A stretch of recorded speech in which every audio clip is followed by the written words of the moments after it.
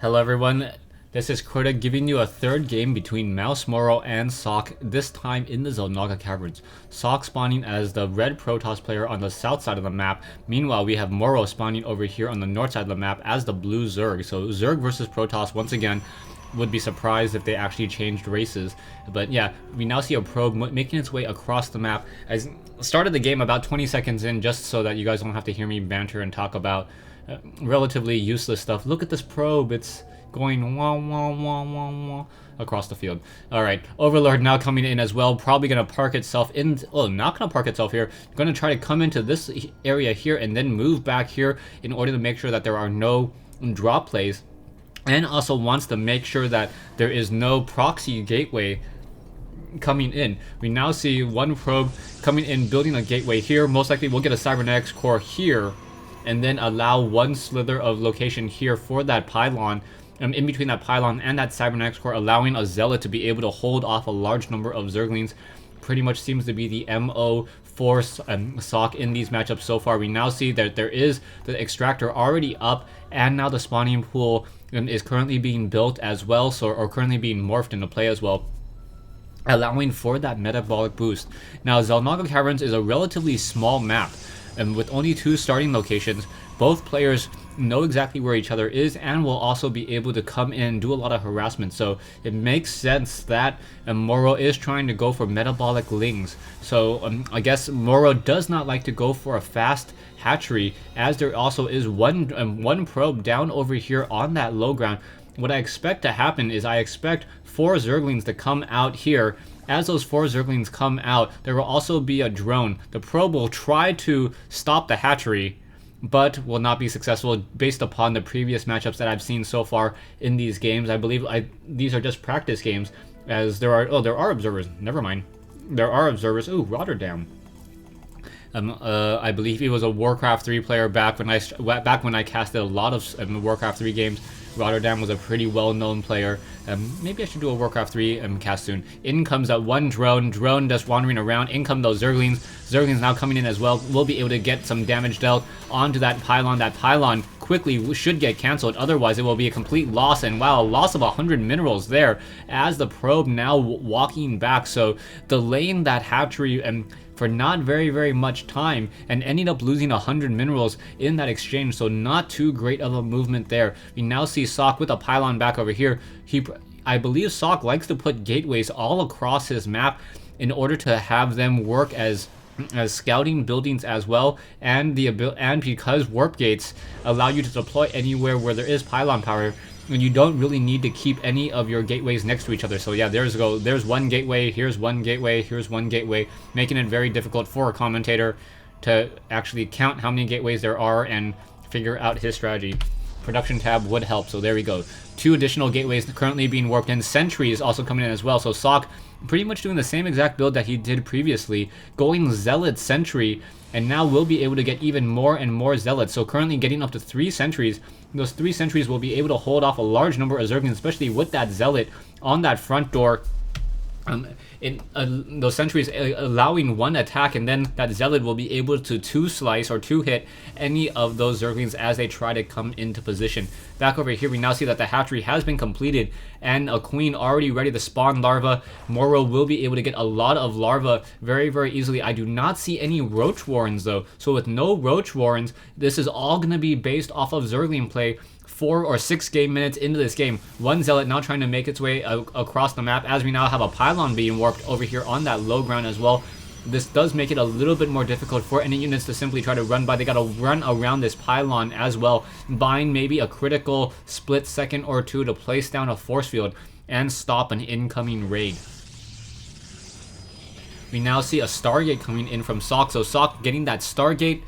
Yeah, repeating myself. Socke getting that Stargate and a Nexus, transitioning, I guess, into the mid-game. About 7 minutes into this game so far, keeping on top of that production. Now also getting a Forge as well. Zealots and Sentries also making their way off towards the north side of the map. Will not be able to really deal any real damage, as the creep tumors are now being spread out across the map. Morrow now also getting some, these spine crawlers may be able to uproot and start making their way out across the map. there is a relatively close walking distance between these two locations, and there are only really two main ways to get to your opponent's base, either this channel here or this channel here. Normally, no one really ever uses this channel unless they're trying to avoid this Xel'naga watchtower with flying units.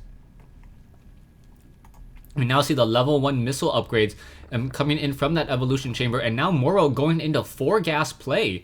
I'm curious as to what strategy Morrow wants to go with 4 gas. I don't see a Spire just quite yet, and he may even try to go for Infestors. Infestors would be a strong counter to this massive ground army if he's able to get a lot of these units with the fungal growth. However, it's going to change into Void Rays. Sorry, no, what am I thinking? I am tired. Apologies. We are now getting Void Rays out of the Stargate. So yeah, we're going for Void Rays instead of Phoenixes, changing up the strategy just a little bit. I do not see a Hydralisk then though. So Morrow is going to be very vulnerable to those Void Rays for a little bit of time. Hydralisk then only takes 40 game seconds to build, and then Hydralisks on top of that are relatively fast to build as well. So you can find yourselves finding a very, very large, or fighting against a very large number of Hydralisk, even maybe 1 or 2 minutes after you have scouted his base and didn't even see a Hydralisk den. And there comes that Hydralisk den that I was talking about earlier. I'm not exactly sure how he knew that there was some Void Rays in the air. He did see that there was a Stargate, and now going for that Phoenix. So I believe he's going for those Hydralisks to counter Void Rays and Phoenixes. The problem is going to be if Socke once again goes for the robotics facility and then gets another robotics bay. If he does that, that means he's going to go for Colossi, and those Colossi will just have a very, very easy time to deal with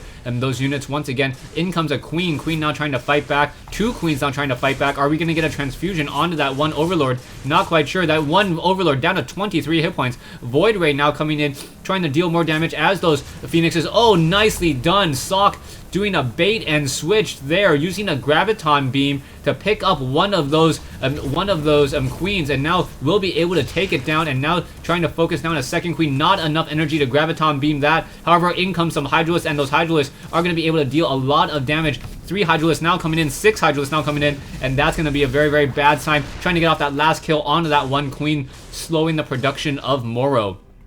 But as I said, Socke now going for that robotics bay and also getting the level 1 ground weapons upgrade. He will be able to just macro up a large number of Colossi off of, I believe, 1 robotics facility and 2 robotics facilities. So if he goes for a double robotics facility and chrono boosting Colossi, he should be able to get, I believe, 4 Colossi in 2 game minutes. And then as long as he is constantly chrono boosting the extended thermal lance range as well, he will have that range of 9 on those Colossi. He does have a large amount of energy saved up on one of his Nexuses, and the second one does have enough for another chrono boost there. So about 5 chrono boosts between those 2 Nexuses. Hydralisk quickly sniping down one of those Phoenixes in the air as those Hydralisks once again are on the move. Destructible rocks down to 40 hit points. Most likely a hatchery will be placed down here as this game is now transitioning into what I'll call the mid-late game. It is not an all-out macro battle just quite yet. The economies have not reached above 2,000, but both armies are able to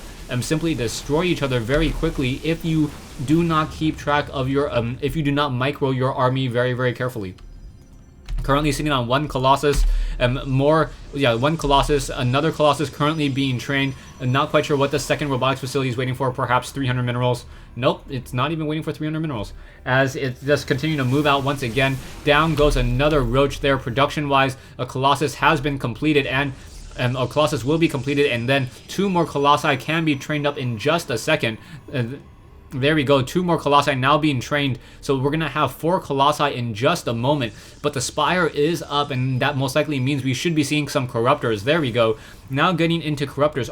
Do we see Tier 3 though? No tech to Tier 3, so we are not going to see any Broodlords. So this is one of the issues that Zerg has when trying to counter Colossi. In order to counter Colossi, you need Corruptors. However, if you overinvest in your Corruptors, you will quickly find that you don't have enough DPS and enough damage towards the Stalkers on the ground, and those Corruptors are just just taken down so quickly. Once again on the move, Colossi and Stalkers are just trying to make a move for this one hatchery over here, but the hatchery is still in play. Roach is now trying to make the move, and now the Roaches and Hydralisks walking back and forth. The Roaches do have the speed upgrade, and now with those Corruptors in the air, they will be able to cast Corruption on a Colossus, and if they're able to take down those Colossi, that's going to change the game significantly. One Colossi already down, focusing down another Colossi, it will get shot down. There it goes. But as there are no corruptions just quite yet, Stalkers are on the ground trying to fight back. More force fields. And are we going to get another Colossus? Yes, another Colossus has been taken down. And now these, not quite sure why those Corruptors staying in the air. They're trying to fight back. But with only one Colossus, these Hydralisks and Roaches are trying to make a move and make something happen against this ever-shrinking Protoss army. And now Socke taking a lot of damage here, losing that last Colossus. 2 more Colossi are currently being trained and will be joining this army relatively soon, but both sides have suffered a lot of damage as these Roaches are now scurrying about the map once again. I do not see any research for Burrow, so these Roaches are going to stay relatively low on hit points. There is a Nexus here though, so Socke establishing that Nexus, now running off of 3 bases and now transferring probes over, will be able to get up once again a very strong economy as soon as these probes start mining those gold minerals. Down over here we see a couple photon cannons coming into play, currently being warped in here. So Socke trying to defend this location as these Roaches and Hydras once again make another move, but this may be a little bit over aggressive as there are photon cannons. Those Colossi trying to pull back, trying to stay out of range of those Roaches. Range 9 versus range 4, and those Roaches being forced to pull back once again. Morrow does have a significant army advantage, but the number of Colossus with that extended thermal lance range and the cover of these photon cannons is keeping Socke in this game ever so barely. Production wise, you now see the level 1 Carapace upgrade and 6 more Corruptors.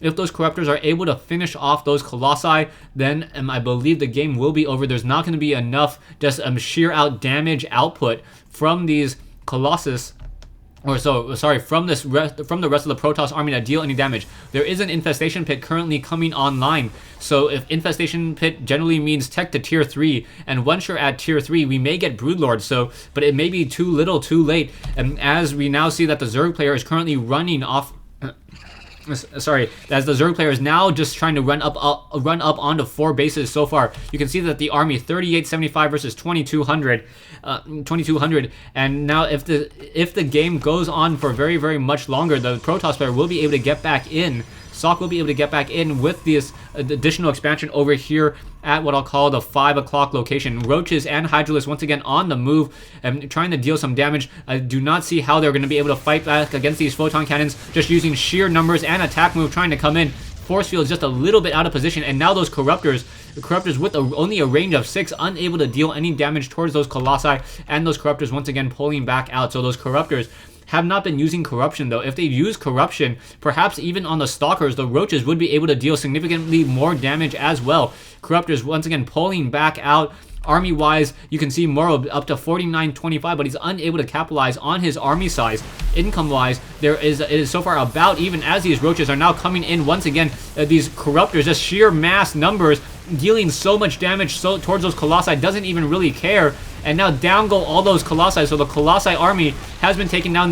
Now those Corruptors are in the air, but they're unable to do anything at all since they are not able to attack any ground units. So you can see Morrow's army, a majority of it in the air and unable to do anything else. There are a couple Hydralisks and a couple Roaches on the ground. One Immortal doing a very valiant effort trying to fight back. I don't know why those Hydralisks... Oh, there's that one Corruption there. As more Roaches are coming in to join on this fight, that Corruption enabling all units to deal additional damage towards that one Immortal. I don't know how it works with Hardened Shields, actually. The Hardened Shields still take into effect, and those Stalkers are able to continue to just pick out more units in the air. You can see those Corruptors are just not able to do all too much, but Morrow continuing to just produce more and more Hydralisks. And as those Hydralisks are getting massed, I believe those Hydralisks are going to be able to seal the deal for Socke.